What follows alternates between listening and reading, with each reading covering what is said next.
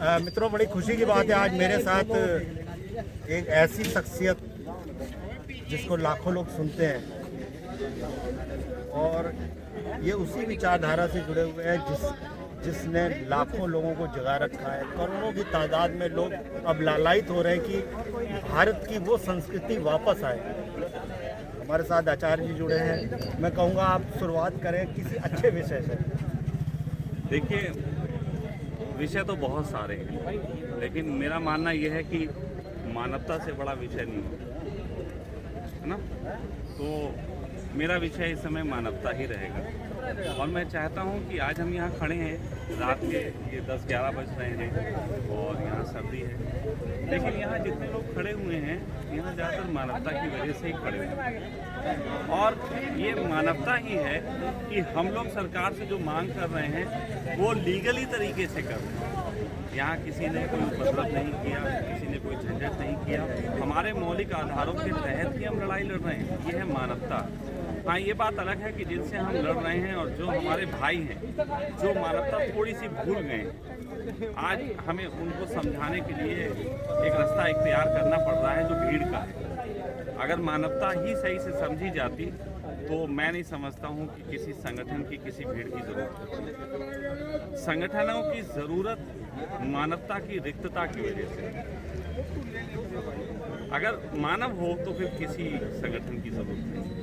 और दुनिया में सभी राजनीति जो है मानवता की कमी की वजह से होती है, तो वो ये आज मानवता बोलूँगा। बिल्कुल, वो जो एक धर्म में जो हमें मानवता और संस्कार सिखाए जाते हैं वो अब लुप्त हो गया है।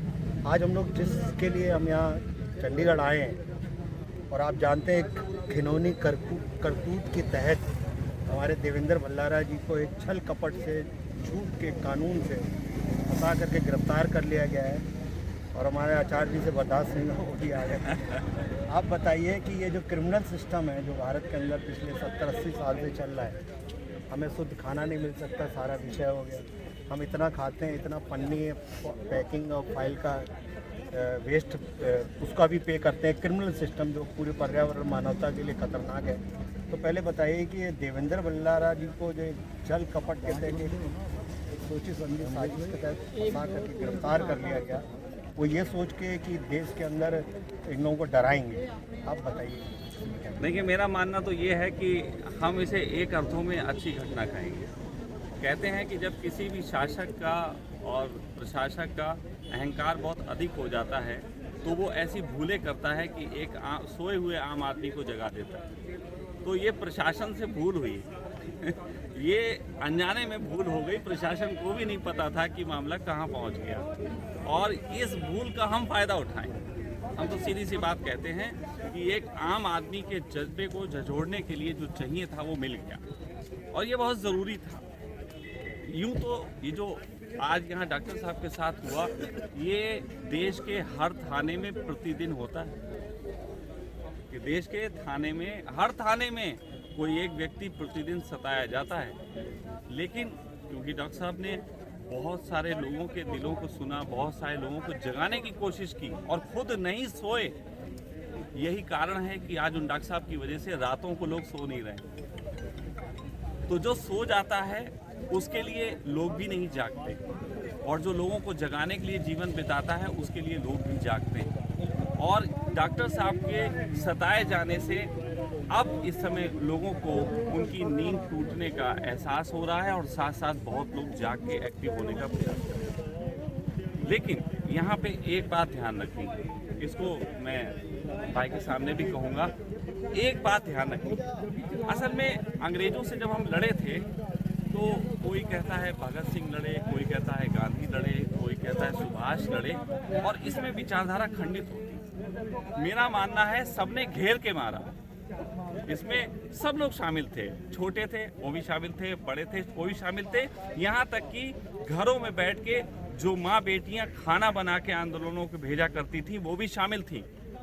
तो ये आंदोलन का जो रंग है वो रंग सही अर्थों में सार्थक तब होगा और मानवता तक हम तब पहुँचेंगे जब इस आंदोलन में सड़क पे बैठने वाले का भी सम्मान हो, घर पे जो बैठ के अपने शेयर कर रहे हैं पोस्टें उनका भी सम्मान हो, जो व्यक्ति दूर से बैठ के हम तो कहते हैं कि एक लाइक भी कर रहे हैं उनका भी सम्मान हो, हर एक का सम्मान हो। कई बार होता ये है कि हम अपनी लड़ाई लड़ने वक्त एक छोटी सोच से बन जाते हैं। जैसे कि कई लोग ऐसे मैंने देखे जो कहते हैं कि देखो लोग खुल के सामने नहीं आ रहे, कायर हैं। तो ये शब्द नहीं बोलना चाहिए। उनकी मजबूरियां होंगी, नहीं आ रहे हैं। वो कल आएंगे, आप लड़ते रहो, वो कल आएंगे, है ना। तो उनको हम गलत नहीं बोलेंगे, जो घर पे बैठे हैं उनको गलत नहीं बोलेंगे। जो आए हैं उनको तो बहुत ज़्यादा धन्यवाद है, क्योंकि वो आए भी हैं और साथ साथ मीडिया पे भी लड़ रहे हैं। लेकिन फिर भी अगर एक बच्चा भी छोटा सा अपने घर में बैठा हुआ ये वीडियो देख रहा है तो लड़ रहा है। फिर समझो, अगर एक छोटा सा बच्चा भी अपने घर में बैठा हुआ ये वीडियो देख रहा है तो वो लड़ रहा है। और हम चाहते हैं कि ये लड़ाई होनी चाहिए, तो जल्द ही इसके लिए पूरा प्लान कर रहे हैं। एक बात मैं यहाँ आपके चैनल से बता देना चाहता हूँ, मैं अभी अपने चैनल पे भी बोल के आया हूँ कि 2 चीज़ों का हमने फैसला लिया है। हमने का मतलब, मैं यहाँ पे क्षमा करें, यहाँ पे मैं अपने को ही हम बोल रहा हूँ। आप लोग साथ देंगे तो हम हैं, फिर आप भी हैं। लेकिन अभी मैं व्यक्तिगत रूप से 2 फैसले लिए हूँ। पहला फैसला ये है कि सिस्टम से हम लड़ रहे हैं। हम यहाँ पुलिस वालों से नहीं लड़ रहे, ये पुलिस वाले सिस्टम का हिस्सा है। और बहुत दूर बैठा कोई व्यक्ति एक बटन दबा रहा है इनको हमसे लड़ाने के लिए। तो अब हमारे इनसे हम लड़ गए तो उसका मकसद तो पूरा हो गया। तो हम पूरे हिंदुस्तान में एक अभियान छेड़ने वाले हैं। 2-3 दिन के अंदर उसकी पूरी प्लान के साथ हम बात करेंगे। हम 10 प्रश्न उठाएंगे जो बहुत खूबसूरत हैं, जो पुलिस वालों से उठाएंगे कि भाई क्यों हमें परेशान कर रहे हो। और वो 10 प्रश्न के साथ एक वीडियो का लिंक भी होगा जिसमें पूरी विस्तार से बात होगी। और हिंदुस्तान के हर शहर में जो भी लोग हैं, हमें सुनते हैं, किसी को सुनते हैं, परसों विश्वरूप भी आ रहे हैं, तरंग कोठारी भी आ रहे हैं और भी लोग आ रहे हैं। तो जितने भी लोग सुनते हैं वो सब उस PDF फाइल को मंगवाएं, अपने यहाँ 1000 पंपलेट छपवाएं और शहर में रोज कम से कम 10 पुलिस वालों को मिलके उन्हें गुलाब का फूल देके उन्हें वो पंपलेट दें। पूरे हिंदुस्तान के ये पुलिस कर्मियों को हमें एक संदेश देना है कि भाई तुम अपने ही तो हो, क्यों लड़ रहे हैं हम सब। हमने मास्क नहीं लगाया लेकिन हम अपराधी तो नहीं है ना।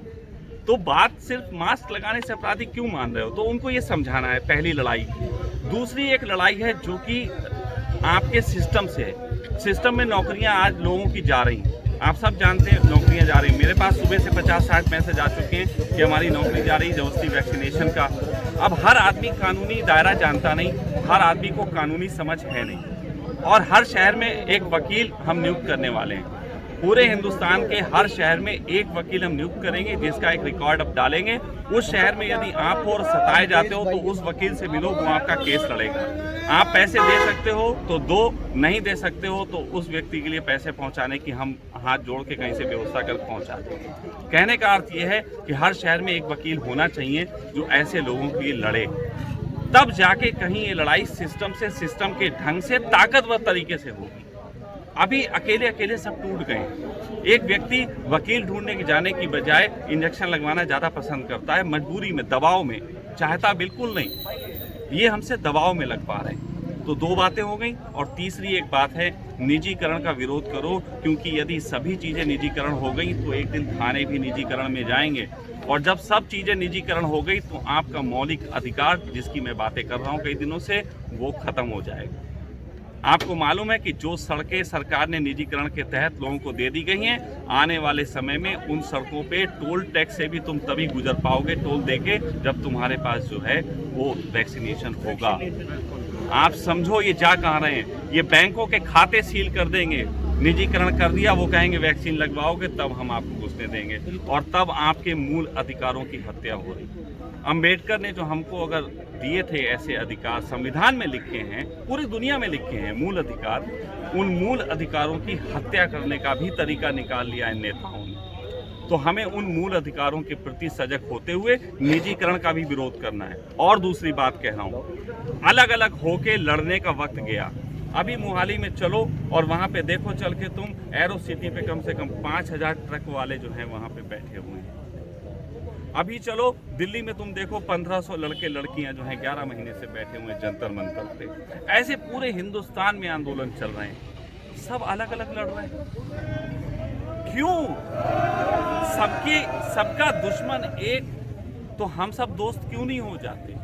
ये एक दर्द है, समझ जाओ। आप समझो, मैं तो लड़ रहा हूँ, कोशिश कर रहा हूँ। सही बताऊँ, मैं कभी सताया नहीं गया, मैंने अपनी लड़ाई लड़ी है, मुझे कोई भी दिक्कत नहीं है। लेकिन फिर भी आप सबके लिए लड़ रहा हूँ, आने वाली पीढ़ी के लिए लड़ रहा हूँ। तो बस इतनी सी बात है, मेरा मानवता संदेश है।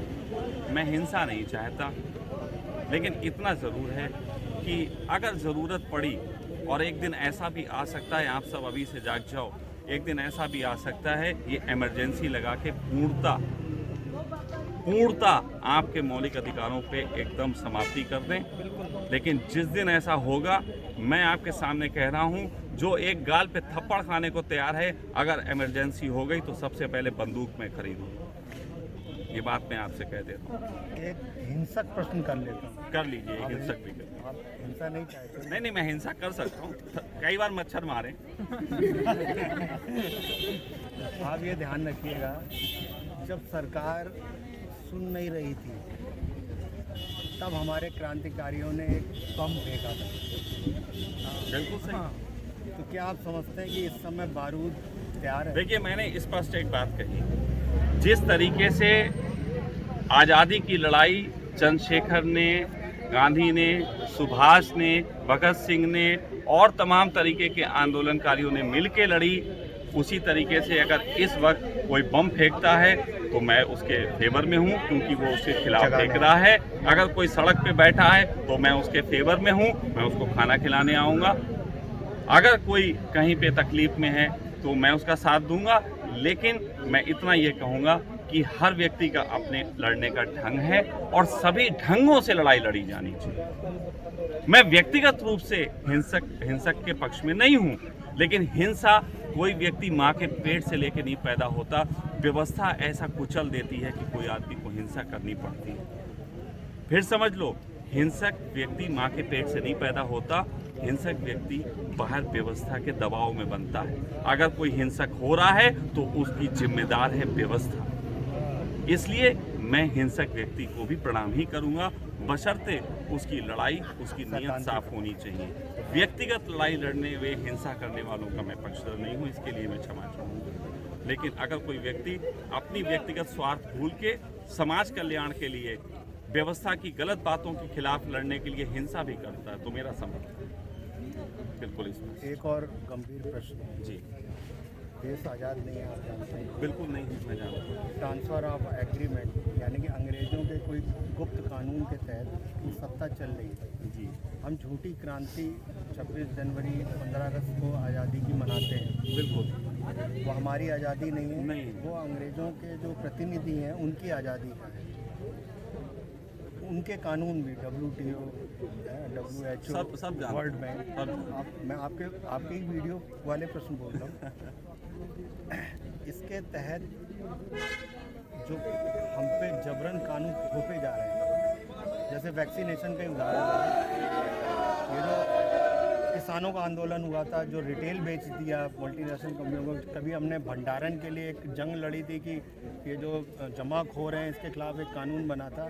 अब अंतर्राष्ट्रीय जमाखोर लाए जा रहे हैं, आप क्या कहते हैं? देखिए, मेरा हमेशा से एक मानना रहा है,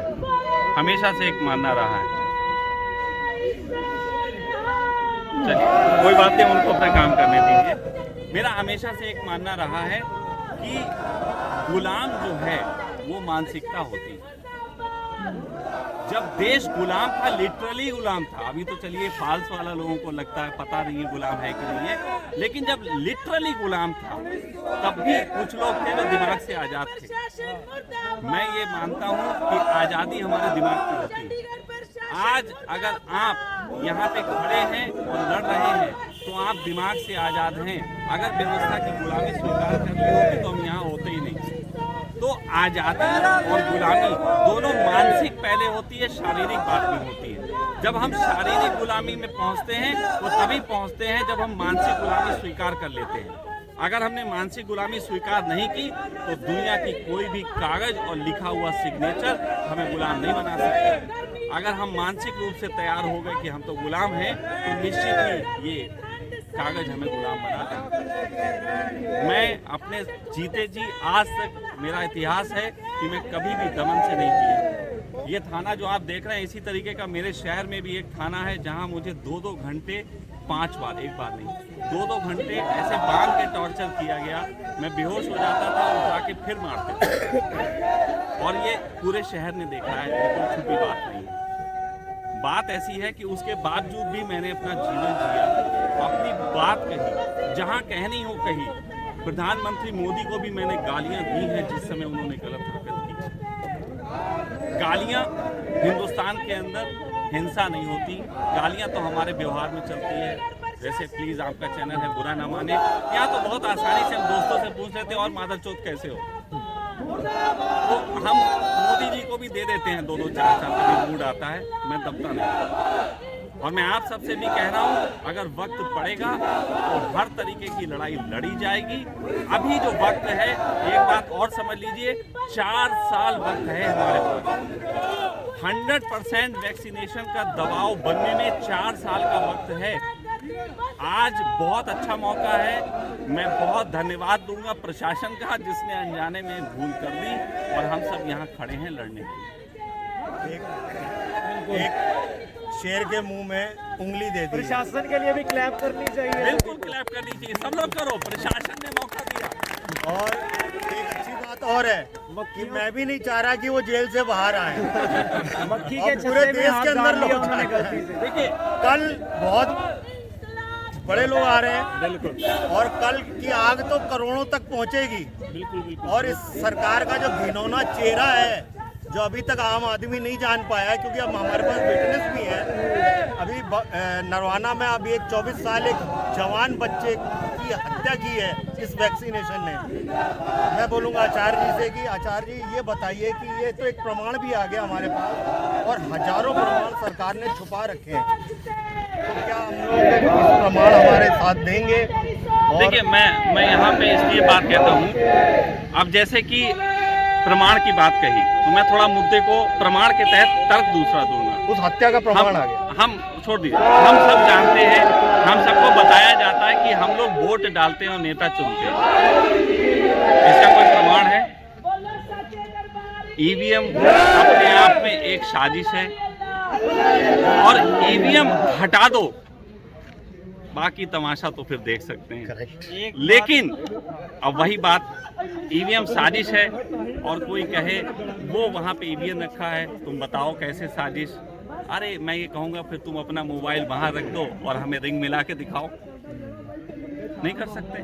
वहाँ मोबाइल रख के जब रिंग नहीं मिला सकते, तो वहाँ ईवीएम मशीन रख के दूर से कहते हो बताओ घोटाला खोलो। ऐसे बात नहीं होती।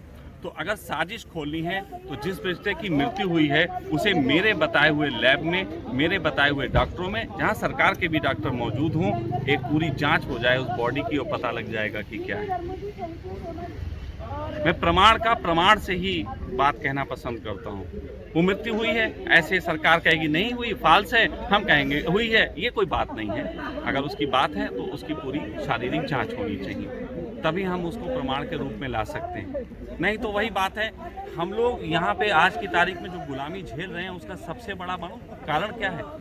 वो जो ताकतवर लोग बैठे हुए हैं, वो 2 काम करते हैं।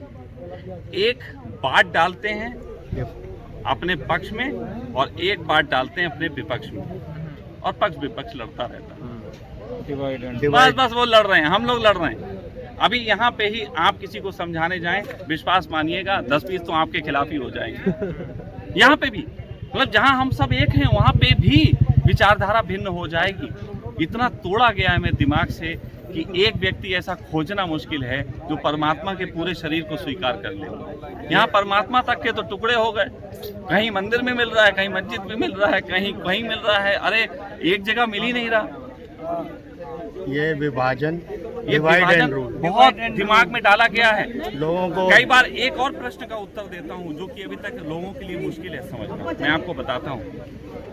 एक प्रश्न ऐसा है जो लोग पूछते हैं, अच्छा आप बताते तो हो साजिश के बारे में, आपको ये जानकारी कहाँ से मिलती? ये एक प्रश्न है। बिल्कुल होता है जी, बिल्कुल होता है। चलिए आज इसका जवाब देता हूँ और सही तरीके से देता हूँ। आपके वीडियोस में तो खास तौर से या इतनी गंभीर चीजें ये जानता कहाँ से है? ज्यादातर भक्त का यही मैं 6 साल से बोल रहा हूँ। ये इतने बड़े पहाड़ की वो जो कहते हैं वो जड़ लाते कहाँ से? कहाँ लगाते? खैर चलिए मैं बताता हूँ। दोस्तों, असल में जो लोग ये साजिश करते हैं, मैं स्पष्ट नाम लेके कह रहा हूँ, रॉकफेलर और ये सब लोग, ये ज्यूस हैं। ज्यूस की दो तरीके की शिक्षा होती है। पहली शिक्षा होती है कि नाम के भूखे मत रहो, ताकत पकड़ो। तो वो नाम नहीं बढ़ाना चाहते। जैसे हम तो एक छोटे से बच्चे का नाम भी बोर्ड पे लगा देते हैं, वो नाम की परवाह नहीं करते, ताकत कंट्रोल करते हैं। इसीलिए 400 सालों से ताकत कंट्रोल है। दूसरी बात, ज्यूस में एक छोटा सा धार्मिक नियम है।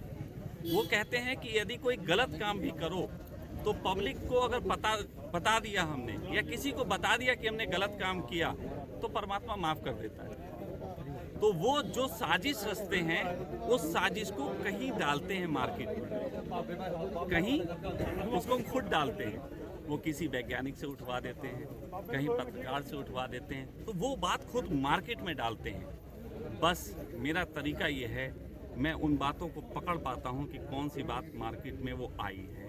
इसीलिए मैं सबसे पहले वो चीज़ें पकड़ रहा हूँ जो वो साजिशें कर रहे हैं। सखा जी, एक चीज और बोल दीजिए। जी। जो गाड़ियों पे IND लिखा हुआ है, ये किस लिए लिखा हुआ है? IND नंबर प्लेट पे जो सर, मुझे इसका ज्ञान नहीं है, आप आ जाइए प्लीज, बता दीजिए, है ना। अभी चलिए, अभी वो कह रहे हैं आपका अलग से इस पे बात करेंगे। जी, देखो, बीच में जब कोई आदमी कोई नहीं, एक टॉपिक पे पहले चल में रही बोल है। रहा हो ना, तो बीच में वो दान। चलिए, अब देखो, लाइव चल रहा है और आपने रिदम ब्रेक।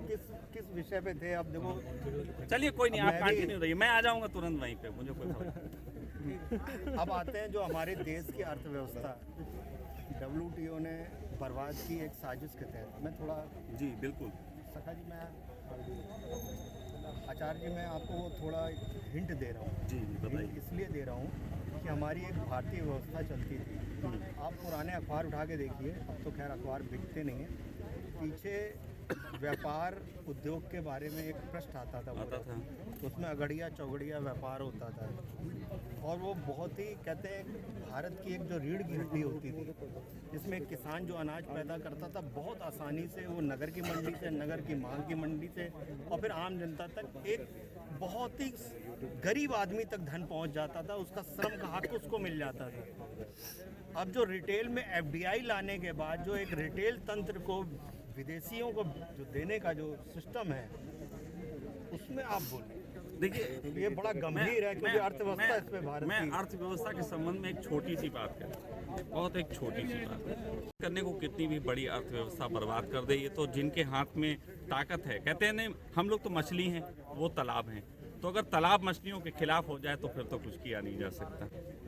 ये बात अलग है, कोई मछली तालाब को गंदा करती है, लेकिन यहाँ मसला ये है, कोई मछली ही तालाब पे कब्जा कर ली है और वो सबको परेशान कर रही है। ये अर्थव्यवस्था के संबंध में मेरा आज भी मानना है, व्यक्तिगत रूप से, मैं यहाँ पे किसी का वो नहीं कहूँगा, व्यक्तिगत रूप से मानना है कि हम आज भी बहुत मजबूत अर्थव्यवस्था हैं,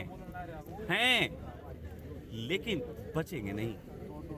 हैं, अभी भी हैं, अभी भी हम हैं, लेकिन जो सिस्टम बना दिया गया है, जो रिसाव है, जो पैसा कट रहा है, जैसे आप लोगों से सबके बैंक खाते हैं, लेकिन 30 रुपये आपके SMS आएंगे, इस बात के कटते हैं, बहुत कम लोगों को पता होगा। रिसाव, ये जो कटिंग चल रही है, मेरा मानना ये है कि भारतवर्ष में अगर मात्र और मात्र 10% का इनकम टैक्स कर दिया जाए, फिलहाल तो मेरी कहे से कुछ होगा नहीं, ये मैं जानता हूँ, लेकिन मात्र 10% का इनकम टैक्स कर दिया जाए तो भारत में सरकार को भी उतना पैसा मिलेगा जिससे व्यवस्था चलती है और पूरे हिंदुस्तान में लोगों को सस्ती चीज़ें मिलेंगी।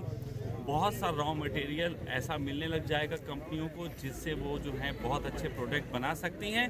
हाँ, उसके बाद सरकार चाहे तो विदेशों में जो माल भेजा जा रहा है उस पर एक्स्ट्रा 20% का टैक्स लगा सकती है।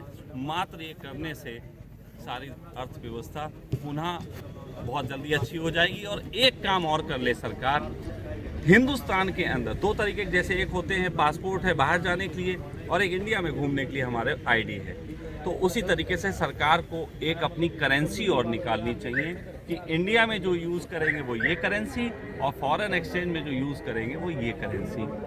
हिटलर ने एक काम किया था, हिटलर को बहुत लोग गंदा मानेंगे, लेकिन मैं कहता हूँ किसी के कोई काम तो अच्छे होते, 100% जो बुरा होता वो पृथ्वी पे होता ही नहीं है, कुछ तो अच्छाई बुराई होती है। तो हिटलर ने अपने देश के लिए बहुत अच्छा काम किया था।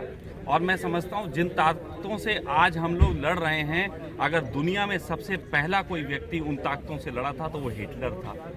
उस हिटलर ने अपने देश में अपनी करेंसी चला के 3 साल के अंदर दुनिया की सबसे मजबूत करेंसी बन गया था। और ये बात उन्हें सता रही थी कि ये प्लान पूरी दुनिया ना लागू कर ले, इसीलिए उन्होंने हिटलर को पूरी दुनिया में अपने टीवी चैनलों के माध्यम से बदनाम करके मारा। और समझिए कि हिंदुस्तान के एक व्यक्ति सुभाष चंद्र बोस हिटलर के उस वक्त उनके साथ सहयोगी थे, और अभी भी इतिहासकार कहते हैं कि हिटलर ने उन्हें 2 मालगाड़ी भर के सोना दिया था छुपाने के लिए, जिसके लिए हमारे सुभाष चंद्र बोस जो हैं बहुत सही तरीके के व्यक्ति थे, छुपाना जानते थे। और जिस समय उनको ये सोना दिया गया था उसी समय सुभाष चंद्र बोस की मृत्यु की खबर भी उड़ी थी, और वो सोना आज तक अंग्रेज सरकार भी नहीं ढूंढ पाई। एक बात विवाद के रूप में फैलाई जाती है कि गांधी जी से जिस समय को बंटवारा हुआ था उस समय अंग्रेजों ने सुभाष चंद्र बोस को मांगा था कि हमें सुभाष चंद्र बोस को दे देना। तो सुभाष चंद्र को वो फांसी लटकाने के लिए नहीं मांगेंगे, समझो बात को। वो इसलिए मांगना चाहते थे कि अगर कहीं वो सोना छुपा दिया तो वो जानकारी ले लें। तो मैं यहाँ पे कहना चाहता हूँ मित्रों कि हम रईस थे, हैं, और यही कारण है कि पूरे दुनिया के गिद्धों की नज़र हम पे होती है। लेकिन तीसरी बार वो हारेंगे। पहली बार जब अलेक्जेंडर आया था इंडिया में हार के गया, दूसरी बार अंग्रेज़ों का राज्य भी इसी हिंदुस्तान की क्रांति की शुरुआत से समाप्त हुआ, और ये तीसरी बार जो दुनिया को गुलाम बनाने चले हैं इसी हिंदुस्तान से क्रांति उठेगी जो उसको ख़त्म करेगी। क्योंकि हम इमोशनल लोग हैं, हम मानवता को पसंद करने वाले लोग। मोदी बस जी अब इतना ही कहना चाहूँगा आज। मोदी जी इनकलाब जिंदाबाद। मोदी जी आप तो गए, नहीं जी, बिल्कुल नहीं। आप अगर सत्ता में दोबारा आना चाहते हैं तो जो इन्होंने शब्द कहे हैं उसको बहुत बारीकी से सुनिएगा। नहीं मोदी जी, ये छोटी मोटी बात मोदी नहीं जी, है। करेंसी अगर बचानी है भारत की अर्थव्यवस्था, मोदी जी मैं आपसे एक बात कहना चाहता हूँ, अगर ये मंच पहुँचाते हैं, मैंने पहले अपने मेरे मन से चैनल को वही देखते हैं। अपने मन से कही है, मोदी जी आप जिस मजबूरी के कारण उनका साथ दे रहे हैं वो मजबूरी पैसा तो नहीं है, वो मजबूरी ताकत नहीं है, कोई तुम्हारी कमियां हैं जो दबा ली हैं। आप हाथ जोड़ के जनता को बता दो कि हमें माफ़ करो, हमारी ये कमियां थी, और मैं आपसे बात करता हूं, सबसे पहला समर्थक आपका मैं होऊंगा। आपकी लाख कमियां रही हों हम माफ़ कर देंगे, सारी जनता उसको माफ़ कर देगी। इस देश को तुम बचा लो, क्योंकि सबसे बड़ी ताकत तुम्हारे पास है। तुम्हारी सारी कमियां, चाहे तुमने कत्ल ही क्यों ना किया हो उनके पास इसका भी रिकॉर्ड हो, चाहे तुमने रेप क्यों ना किया हो उसका भी रिकॉर्ड हो, मैं सारी तुम्हारी भूलें माफ़ करने को तैयार हूँ। हमारा देश बचा लो इस समय, और कुछ नहीं हमें चाहिए। बिल्कुल, बहुत भारत माता की जय, भारत माता की जय। जय है, जय है। ये थे हमारे सखा जी।